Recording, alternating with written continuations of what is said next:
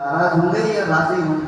یہ تو دنیا کے کام کو ایسے بھی اس محنت پر ساری انسانیت کو قیامت تک کے زمانے کا جنت اور جہنم کا مسئلہ ہے، یہ ذمہ داری کا کام ہے۔ ایسا کام نہیں ہے کبھی کرو کبھی نہ کرو، کبھی گشت میں آئے کبھی نہیں آئے، کبھی مشورے میں بیٹھے کبھی نہیں بیٹھے، کبھی سے روزہ دیا کبھی نہیں دیا، کبھی شب جمعہ کو گئی کبھی نہیں گئی، کبھی 2.5 گھنٹے دیے۔ ایسا بندہ تبلیغ میں ترقی نہیں کرتا۔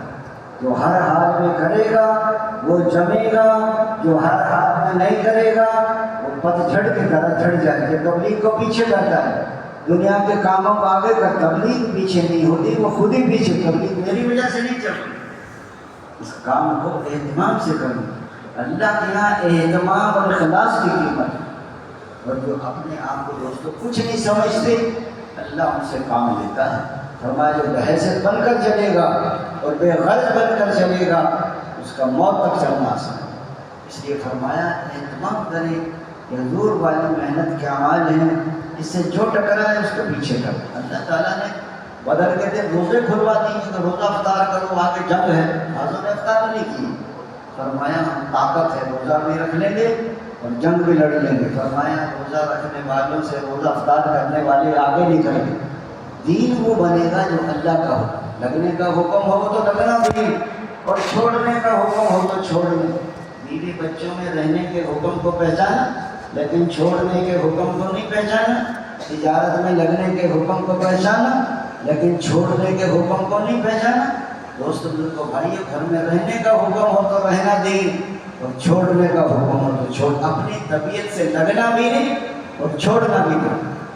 اب بتاؤ جب یہ ہجرت فرض تھی تو پھر بعض لوگوں نے ہجرت نہیں کی۔ قرآن کیا نازل ان سے کہہ دو ان کے باپ، ان کے بیٹے، ان کے بھائی، ان کی بیویاں، ان کے گھر، ان کی تجارت، ان کے رشتہ دار، اگر اللہ اس کے رسول اس راستے میں نکلنے پہ ترجیح دیتے ہیں پھر اللہ کے عذاب کا انتظار کریں، اور ایسے فاسق لوگوں کو اللہ تعالیٰ ہدایت نہیں دیتے۔ ذرا خیال آیا کھیتوں باغوں کا انصار صاحب کرام کو کہ باغ بار کے نکلنے سے ہمارے کھیت باغ اجڑ گئے، ہم 6 مہینے کی چھٹی لے لیتے ہیں، ابھی مشورہ ہی کیا تھا۔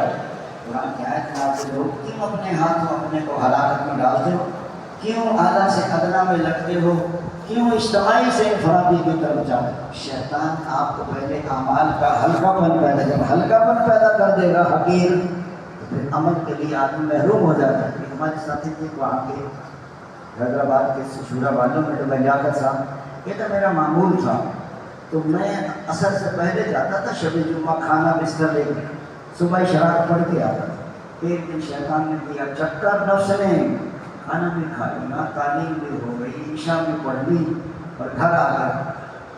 مرکز ہے قاسم آباد حیدرآباد، ان کا گھر تھا لطیف آباد میں۔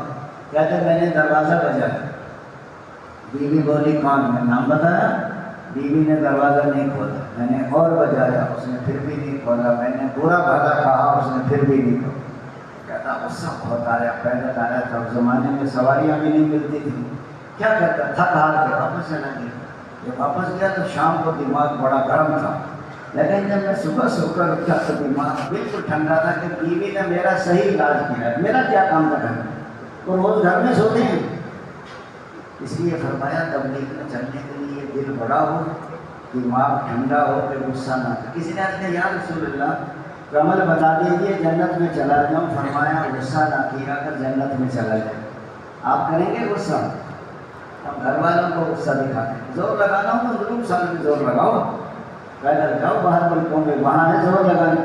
کہنے کہ میں صبح جب آیا میں نے دروازہ بجایا تو بیوی نے دروازہ کھولا، مجھے غصہ بالکل نہیں تھا، میری طبیعت بالکل صحیح تھی، میں نے صحیح علاج کیا بیوی نے میرا، آئندہ نہیں ایسا کروں گا میں نے کہا رات آیا تھا دروازہ نہیں، اس نے اسی لیے نہیں کھولا۔ تو میں نے کہا صبح آج دروازہ کھول دیا اس جمعرات کو، تو اگلی جمعرات کو کہیں پھرنا آ جائے کہیں، تو میں نے کہ موت تک جمعرات کو دروازہ نہیں کھولے۔ ہمارے ایک ساتھی ہیں وہ کہنے لگا، میں کبھی کبھی بیوی کو کہتا ہوں کہ میں نے آج شب جمعہ پہ نہیں جانا، میں بہت تھکا ہوں، ڈاکٹر ہے وہ۔ بیوی کہتے ہیں سب کھانا کھا کے سو جائیں آپ، کہتے ہیں عصر سے پہلے بستر بھی گاڑی میں رکھ دیتی ہیں اور ٹفن بھی کھانے کا گاڑی میں رکھ دیتی ہیں اور گرم گرم چائے پلاتی ہے اور میٹھی میٹھی ترغیب دیتی ہے، کہتے ہیں عصر سے پہلے چلتا کر دیتی ہے۔ ڈاکٹر صاحب یہاں ہوٹل ضائع کریں گے، وہاں جائیں گے عصر کا بیان ملے گا، مغرب کا بیان ملے گا، رات کی تعلیم ملے گی، صبح کا بیان خیام ملے گا، صبح کا اللہ کے راستے کی ایک گھڑی گھر والوں کی ساری زندگی کی بات، ایک گھڑی ہوتی ہے 24 منٹ، 2.5 گھڑی کا گھنٹہ ہو۔ اصل میں یہ قدر وقت کی تھی صحابہ کرام، ہمیں وقت کی قدر نہیں ہے کہ وقت کتنا قیمتی سرمایہ ہے۔ ایک دن اللہ کے راستے میں کوئی معمولی بات نہیں ہے، ایک رات کا لگ جانا گھر میں کیا کر لیتا ہے۔ اس لیے فرمایا یہ محنت ہے، آپ ذرا اللہ کے راستے نکلے ہی، آپ ذرا کو یہ تو یاد رہتا ہے کہ ہم نے کیا عمل کیے، کتنی جماعتیں نکالی، کیا، لیکن یہ یاد نہیں رہتا کہ میں نے پچھلے 4 مہینے میں غیبت کتنی کی، بد نظری کتنی ہوئی، امیر کی نافرمانی کتنی ہوئی ہے، دنیا کی باتیں بس جب لیکن یاد رہتی ہیں، گناہوں کو بھول جاتا ہے۔ آپ حضرات نے یہ تو نیت کر کے آئے تھے کہ ساری دنیا میں دین زندہ ہو جائے، تو ساری دنیا میں دین زندہ ہو گیا؟ نہیں ہوا۔ ہماری زندگی میں پورا دین آ جائے ہوگی تو کام نامکمل ہے، تو کام پورا کرنا ہے یا درمیان میں چھوڑ کے جانا ہے بتائیے؟ پورا تو پھر تو رائے میں جانا پڑے گا، اب تشکیلیں ہو رہی ہیں کب سے شروع۔ دوستوں جانے کی خوشی نہ ہو بلکہ ندامت ہو، اور اس بات کی گنجائش ہے کہ واپس جا کر کام کریں گے۔ کیا کریں گے؟ واپس جا کر کام کریں گے، مسجد و آباد کریں گے، ساتھ ملیں گے، چلے کی جماعتیں بنائیں گے، اپنے گھروں کام کی فکر لے کر جائیں، گھر کے غم میں نہ جائیں، یہ کی محبت کی وجہ سے نہ جائیں۔ جو فکر لے کر جاؤ اسے کثرت ہے، یہاں سے جاتے ہوئے ندامت ہو۔ اب تو آپ جوڑ کے آئے ہو، نقشہ کہتے ہیں 3 مقام پر کام کرو، پھر اپنی مسجد سے نقل جماعت نکالو، 2 دن لگے، 3 دن لگے، بعض ساتھی چاہتے وہ گھر سے پیغام آئیں گے، دادی اماں بلا رہی ہے، امی بلا رہی ہے، اس نے کہا صبر کرو، جماعت نکل جائے انشاءاللہ جلدی آ جائے۔ وہ کہیں گے جماعت ہی نکالنے تو تراویح بیٹھے رہتے، یہاں نہیں کہ کیا ضرورت ہے، کھانا گھر سے منگوائیں۔ اگر آپ کی ڈیوٹی ہے سرکاری، جو کہتے ہیں کہ ڈیوٹی پہ جاؤ، واپس آ کر پھر مسجد میں بیٹھ جاؤ۔ آپ حضرات کے محلے میں کام نہیں تھا، لیکن آپ نے تھوڑی سی قربانی کی، اللہ تعالیٰ نے سہروزی کی جماعت بنا۔ اچھا وہ آپ ہی کو امیر بنائی ہے، اس نے کہا امیر صاحب آپ ہی امیر بنے، ہمیں تو پتہ ہی نہیں تکلیف کیا ہوتی، ہو سکتا ہے پھر آپ کو آگاہ جانے پڑے، پھر واپس آ کر دوستوں اپنی مسجد کا کام ہے۔ اس لیے فرمایا آپ گھر میں داخل ہوں تو دعا کے ساتھ، گھر میں داخل ہونے کی دعا بھی پڑھے اور سلام بھی کریں۔ جو آدمی دعا پڑھے اور سلام کرے اس کے گھر سے شیاطین نکل جاتے، نہ دعا پڑھی نہ سلام کی، شیاطین کہہ رہے یہاں آ جاؤ، کھانا بستر موجود ہے، یہاں ساری رات لڑائی کرائیں گے میاں بیوی۔ میں نے پٹھان بابے سے کہا، میں کہ خان صاحب کے گھر میں داخل ہوا کرو تو گھر والی کو سلام کیا کرو۔ وہ کہنے لگا ہم پٹھان ہیں، ہم گھر والی کو سلام نہیں کرتے، میں نے بیوی کا ڈیوٹی لگایا تم سلام کرو۔ میں کہ یہ سرکاری ڈیوٹی ہے جو آپ لگاتے ہیں، اس کی وہ تو جو باہر سے آتا ہے اس کے ذمہ سلام ہے۔ مانتا ہی نہیں تھا۔ میں یہ بتائیں آپ پہلے مسلمان ہیں یا پہلے پٹھان ہیں؟ کہتے ہیں پہلے مسلمان ہیں۔ اس نے کہا پھر سلام تمہیں کرنا پڑے گا۔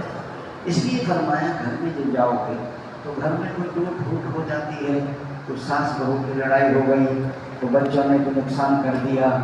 بعض لوگ ایسے ہوتے ہیں کہ وہ ماں کے کہنے میں آ جاتے ہیں اور بیوی کے ساتھ ظلم کرتے ہیں۔ بعض لوگ بیوی کے کہنے میں آ جاتے ہیں، وہ ماں کی بے احترامی کرتے ہیں۔ اس لیے فرمایا تسلی سے ان کو، تو آپ وقت لگا کے جائیں گے، انہوں نے قربانی کی ہے، بچوں کو سنبھالا ہے، گھر کا کام۔ اگر گھر والیاں بچوں کو نہ سنبھالیں، ایک دن تبلیغ میں نہیں لگا سکتے۔ بچوں کی ذمہ داری تو ہماری ہے، اور بچے اتنے پریشان کرتے ہیں ماں کو۔ اس لیے فرمایا آج جو کہ گھر میں امان نہیں ہے، دعوت نہیں، تعلیم نہیں، ذکر نہیں، گھر گھر میں لڑائی۔ یہ کون سو رہی ہے کہ یہ میری بہو سو رہی ہے کہ یہ کیوں سو رہی ہے، اس کا دماغ خراب ہے، اور یہ کون سو رہی ہے کہ میری بیٹی سو رہی ہے کہ یہ کیوں سو رہی ہے، اس کی طبیعت خراب ہے۔ اپنی بیٹی کی تو طبیعت خراب ہے اور بہو کا دماغ خراب، یہ اخلاقیات۔ بہو بنی تو ساس اچھی نہ ملی، اور ساس بنی تو بہو اچھی نہ ملی، اچھی بیچاری خود ہی نہیں تھی۔ وہ بیٹیاں کہہ رہی تھیں اپنی امی سے، امی آپ تو اپنی بہوؤں کا بہت خیال رکھتی ہیں۔ اس نے کہا میں نے تو بہو بنایا ہی نہیں ان کو، میں نے تو بیٹیاں بنایا، میں بہوؤں کو بیٹیوں کی طرح رکھتی ہوں، وہ ماں کی طرح میری قدر کرتی ہیں۔ ایک دن میری ساتھی سے پوچھا، ہمارا حکیم ہے، میں نے کہ آپ کی کتنے بچے ہیں؟ اس نے کہا میرے 15 بچے ہیں۔ میں کہ بیٹے کتنے ہیں؟ میں نے ایک ہی بیوی سے، کہتے ایک ہی سے۔ میں کہ بیٹے کتنے ہیں؟ کہ 8۔ بیٹیاں کتنی ہیں؟ کہ 7۔ میں نے اس کے رشتہ دار تھا، قریبی رشتہ دار، اس نے بھی اس کو بیٹی دی ہوئی تھی۔ میں نے کہا سرکار یہ اس کے بچے کتنے ہیں؟ اس نے کہا حکیم صاحب اس کے 8 بچے ہیں۔ میں نے کہا بولے تو 15 بچے بتا رہے ہیں۔ اس نے کہا وہ بہوؤں کو بھی بیٹیاں شمار کرتا ہے اس نے، اور کہتا ہے ان کے گھر میں بڑا سلوک ہے، کہتا ہے یہ بہوؤں کے ساتھ بہت اچھا سلوک کرتے ہیں۔ اس لیے فرمایا حاجی عبداللہ صاحب فرما رہے تھے، اے دلی والو آپ تو اپنی بیویوں کا بہت کہنا مانتے ہو۔ وہ کہنے لگا حاجی صاحب کہنا کیسے نہ مانے، جاتے ہیں دفتر اور دکانوں سے آتے ہیں تو دروازے پر استقبال کرتے ہیں، آئیے آئیے تشریف لائیے، مرحبا، ٹھنڈا پیئیں گے، گرم کہ جوتے کے تسمے وہ کھولتی ہیں اور پاؤں کے جرابیں وہ اتارتی ہیں۔ اس نے کہا جب ہم سو رہے ہوں تو ہوا بھی نہیں اڑاتی کہ نیند خراب ہو جائے گی، بچے کو رونے نہیں دیتی۔ کہتا ہے اتنی ساری فرما برداری اور دینداری اور یہ ساری تبلیغ کی برکت سے ہم گئے ایک دفعہ نا سوئٹزرلینڈ جماعت میں، تو ہم نے پوچھا کہ مسلمان کہاں ملیں گے؟ اس نے کہا یا تو ملیں گے اڈے پر، کالوں بالوں والے مسلمان ہیں اور گورے بالوں والے انگریز۔ تو اڈے پر گئے تو کالے بالوں والے ملتا السلام علیکم، وعلیکم السلام۔ کئی ہندو بھی مل جاتے تھے، ان کے بھی ایسے بال ہوتے ہیں، خیر ان کو اور کہاں ملیں گے؟ اور کہتا شراب خانے میں ملیں گے، شراب پی کر نہ بے ہوش پڑے ہوں گے۔ تو ہمارے پاس گاڑی تھی، ہم شراب خانے میں گئے۔ مسلمان کا جتنا بھی گناہ گار ہو اس کے چہرے پہ نور ہوتا ہے، تو ہم کو ٹانگ سے پکڑا اور ان کا سر پکڑ کے گاڑی میں ڈال کے نا وہاں لاتے تھے مسجد کے کمروں میں۔ پھر صبح ان کو ہوش آتا، پھر ان کو غسل کراتے، ان کو اچھے کپڑے پہناتے۔ پھر اکثر عرب تھے تو ان کو پھر ہم نے تیار کیا 4 مہینے کے لیے۔ وہ 7 بندے 4 مہینے کے لیے آ گئے۔ ایک ان میں لڑکا تھا حماد، عربی تھا، بیوی اس کی گوری تھی، سوئٹزرلینڈ کی تھی، نو مسلم تھی۔ ہم نے دیکھا کہ وہ جب باہر نکلے نا مسکرات کا بیان ہوا تو سڑک پر بیٹھ کے خامد کے جوتے کے تسمے باندھ رہی تھی۔ میں نے کہا دیکھو 9 مسلم، ہماری عورت میں بھی تسمے نہیں باندھتے، میں اتنی فرما بردار پوری پردے دار۔ جب اس نے 4 مہینے کا ارادہ کیا نا، وہ کہنے کہ میں بھی 4 مہینے ساتھ جاؤں گی پاکستان۔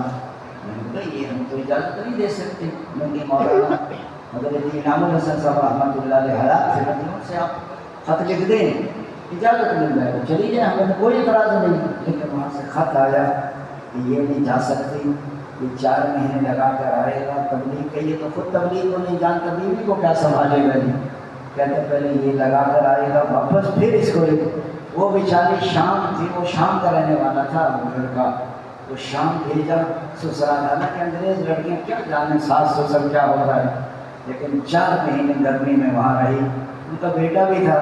کہنے کا مقصد ہے کہ دوستوں گھروں میں عمل ہوں گے، گھر میں تسبیحات بھی، گھر میں تلاوت بھی، گھر میں دوست و مشورہ بھی، بچوں کی تربیت بھی، گھر والوں سے اچھا سے، پھر دوستوں گھروں سے محلے بنتے ہیں، محلوں سے شہر بنتے ہیں، شہروں سے ملک بنتے ہیں، ملکوں سے دنیا میں ساری دنیا۔ حضور صلی اللہ علیہ وسلم نے سب سے پہلے حضرت خدیجہ رضی اللہ عنہ کو دعوت دی۔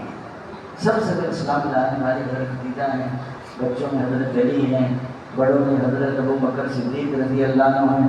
اس لیے فرمایا ہم اپنے گھروں میں عمل، یہ جب ہوگا تو روزانہ تعلیم ہو، کبھی کبھی 6 نمبر ہوں، ہر تیسرے مہینے سے روزہ ہو، 3 سے روزے لگ جائیں تو 15 دن لگائیں، اور 15 دن لگ جائیں تو پھر چلے میں جا سکتے ہیں۔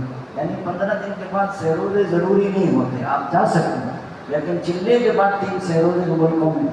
اس لیے حضور نے سب پر ایک وقت میں محنت کی، مستورات پر بھی اور بچوں پر بھی اور بڑوں پر بھی۔ ایسے مسجد نبوی میں دوستوں مکے میں 13 سال محنت ہوئی ہے، قربانی ہوئی۔ آپ اپنے اپنے گھروں میں اعمال شروع کریں گے، کون کون کریں گے؟ اس لیے فرمایا کہ ایک آدمی اپنی بیوی سے روز لڑتا تھا،